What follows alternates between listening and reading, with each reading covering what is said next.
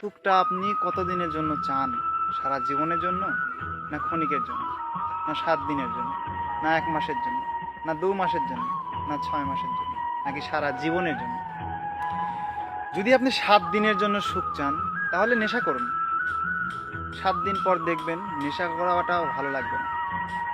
আর যদি 1 মাসের জন্য বা 2 মাসের জন্য সুখ চান, তাহলে রিলেশনে যান। দেখবেন 2 মাস পর আপনার রিলেশনের উপর থেকে মনটা উঠে আসবে।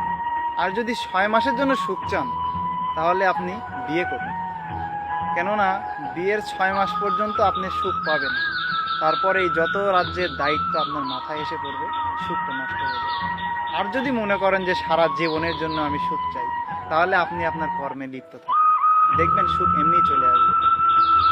যেমন প্রজাপতির পিছনে যদি আপনি ছোটেন, প্রজাপতি কিন্তু উড়ে যাবে। আর যদি আপনি নিজের বাড়িতে একটা ছোট্ট করেও হলেও যদি বাগান তৈরি করেন, দেখবেন ওই প্রজাপতির পিছনে আপনার কখনোই ছুটতে হবে না, প্রজাপতি আপনার কাছে এসে দাঁড়াবে।